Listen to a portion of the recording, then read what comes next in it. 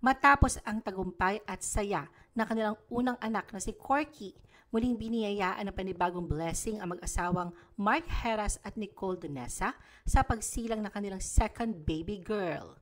The Philippine Showbiz List presents detalye sa panganganak ni Nicole Donesa sa second child nila ni Mark Heras. The pregnancy announcement.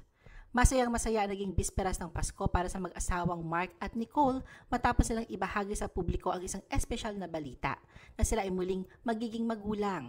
Noong December 24, 2024, excited na inanunsyo ni Nicole sa pamamagitan ng isang Instagram post na siya ay buntis sa kanilang ikalawang anak.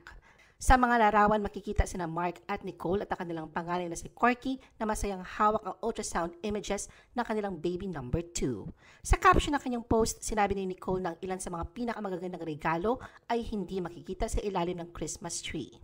Ayon sa kanya, sa panahong iyon ng Kapaskuhan ay pinagkalooban sila ng Panginoon ng hindi lang isa kundi dalawang biyaya. Bukod nga raw sa paglipat nila sa bago nilang tahanan na tinawag nilang Casa Corky, laking gulat nila nang malaman na siya ay buntis muli at tinawag niya itong isang unexpected blessing. Nagpahayag din ng taus-pusong pasasalamat si Nicole sa Diyos para sa lahat na kanyang ginawa para sa kanya at sa kanilang bunting pamilya na ngayon ay unti-unti nang lumalaki. Nicole on her second pregnancy. Sa isang vlog na inilabas noong January 16, 2025, ibinahagi ni Nicole ang kanyang personal na karanasan at emosyon kung paano niya una nadiskubre ang kanyang pagbubuntis. Kwento ni Nicole, noong November 2024 pa siya una nag-positive sa pregnancy test. Isinalarawan niya na nagsimula siyang magduda ng hindi siya datna ng kanyang buwanang dalaw. Habang lumilipas ang mga araw, napansin ni Nicole ang ilang pagbabago sa kanyang katawan na nagpapatibay sa kanyang hinala na siya nga ay buntis at ilan sa mga sintomas na kanyang naranasan ay ang madalas na pag-ihi, sobrang pagkapagod at matinding antok. Inamin pa niya na parang gusto na lang niyang laging matulog. Sa mga senyales na ito, pinilit niyang huwag agad umasa. Ngunit dahil sa consistent ang mga sintomas, nagdesisyon siyang kumuha ng pregnancy test at ito ay lumabas na positive. Bukod dito, binanggit din ni Nicole ang malaking pagbabago sa kanyang panlasa at pangamoy. Ipinahayag niya na kahit nagugutom siya, may mga pagkakataong pakiramdam niya ay masusok siya pagkatapos kumain. Ayon pa kay Nicole, isa sa mga pinakakapansin-pansin na pagbabago sa kanyang katawan sa pangalawang pagbubuntis ay ang pagiging sobrang sensitibo ng kanyang pang-amoy. Tila mas matindi nga raw ang kanyang pang-amoy kumpara noong siya ay buntis pa lamang sa kanilang panganay na si Corky.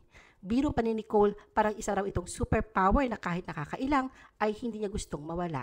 Sa nasabing vlog, ikinuwento rin ni Nicole kung paano niya ibinahagi ang balita kay Mark. Ayon sa kanya, medyo nagulat ang mister, ngunit ang kanyang unang reaksyon ay purong tuwa at pag-aalala sa parehong pagkakataon. Nakangiti, nakatitig si Mark kay Nicole habang pinapakita ang pregnancy test. Bagamat hindi nga raw makapaniwala ito noong una, kitang-kita naman ang kilig at saya sa mukha nito. Sinabi ni Nicole na si Mark ay naging protective at maalaga agad nang malaman ang balita. Ayon sa kanila, habang hindi ito planado, itinuturing nilang unexpected blessing si baby number 2.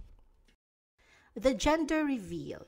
Pagdating sa kasarian ng sanggol, nauna nang inamin ni Nicole na gusto sana niya ng baby girl. Gayunpaman, binigyang diin niyang masaya rin siya kung lalaki man ulit ang kanilang anak ni Mark dahil enjoy siya bilang isang boy mom. Para kay Nicole, may kakaibang saya at lambing na hatid ang pagiging ina ng isang lalaki. Ramdam nga raw niya ang pagiging espesyal sa mata ng kanyang anak at gustong-gusto niyang siya ang reyna nila. Sa huli, iginiit ni Nicole na ang pinakamahalaga pa rin sa lahat ay ang kalusugan at kasiyahan ng kanilang magiging anak at finally, magkakaroon na din ng kapatid si Corky. Ramdam ang excitement sa kung ano ang magiging kasarian ng kanilang second baby, nagdao sina Nicole at Mark ng isang masayang gender reveal party kasama ang kanilang pamilya.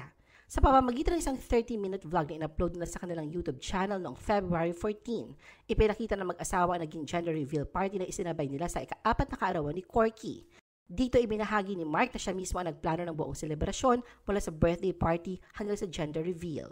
Ayon kay Mark, siya ang una nakaalam ng kasarian ng kanilang second baby, isang bagay na madalas isabay nilang nalalaman ng ina. Pero sa pagkakataong ito, siya raw nag-organisa at nagplano ng lahat. Nagsimula ang pagdiriwang noong January 31 sa isang simpleng salubong para kay Corky. Binigyan nila ito ng cake bilang paunang sorpresa kahit na hindi pa ito ang opisyal na handa para sa kaarawan. Sa mismong kaarawan ni Corky, dinala siya ng pamilya sa isang mall kung saan tinupad nila ang simpleng hiling ng bata na makasakay sa tren at makapili ng mga laruan. Pero ang tunay na selebrasyon ay itinakda noong February 8 sa kanilang bagong tahanan na Casa Corky. Ayon kay Nicole na si Corky ang may-ari ng bahay kaya siya ang unang nag-birthday doon pero isasabay na din nila ang gender reveal. Sa video, makikita naghanda sila ng isang napakalaking regalo at sa okasyon, isang malaking puting kahon ang naging sentro ng kanilang party na binalutan ng blue at pink na ribbon at may nakasulat na baby brother or baby sister. Sa harap ng mga malalapit na kaibigan at pamilya, tumayo ang mag-asawa kasama si Corky sa tabi ng isang malaking kahon. Sa countdown, sabay nilang binuksan ito at lumipad ang mga pink na lobo na tanda na baby girl ang bagong miyembro ng kanilang pamilya. Sa nasabing vlog, binanggit ni Mark na dahil siya ang unang nakaalam ng gender ng kanilang second baby, kasama pa raw niya sa lihim na ito ang ama ni Nicole habang pinaplano ang buong event. Naging emosyonal naman si Nicole matapos ang reveal at agad na niyakap ang asawa. Emosyonal din na ibinahagi ni Mark ang kanyang naging reaksyon matapos malaman na sila ay magkakaroon ng baby girl. Ayon sa kanya, hindi pa lubos na nagsisink in sa kanya ang balitang ito, lalo na't nasanay siyang maging ama kay Corky at aminadong may halong kaba at pag-aalinlangan ang kanyang nararamdaman. Ayon kay Mark, hindi siya sigurado kung handa na ba siyang maging ama ng isang babae, lalo na't iniisip niya kaligtasan at kinabukasan ng kanyang magiging anak sa dami ng mga taong may masamang intensyon sa lipunan. Bagamat hindi niya nais maging istriktong ama, alam niyang posibleng mapunta siya roon para sa proteksyon ng kanyang anak. Sa kabila ng mga pangamba, ayon kay Mark, bukas pa rin siya sa kung anuman ang maaaring mangyari dala ng kanyang pagmamahal at kagustuhang maging mabuting ama. Nagbigay din siya ng pag-asa at panalangin na sana ay maging maayos ang lahat at labis niyang inaabangan ang pagdating ng kanyang anak na babae. Ayon kay Mark, sigurado na marami ang maluluha sa tuwa, pati na rin siya mismo dahil sa napakagandang biyayang ito. Naniniwala siyang magiging masaya ang lahat sa bagong miyembro ng kanilang pamilya. Nangako din si Mark na sisiguraduhin niya magiging pantay-pantay o 50-50 ang atensyon na ibibigay niya sa kanyang mga anak. Bukod pa rito sa isang hiwalay na Instagram post, ibinahagi ni Nicole ang isang family photo mula sa gender reveal celebration at ipinahayag ang kanyang pananabik sa pagdating ng kanilang anak na babae sa darating na Hunyo.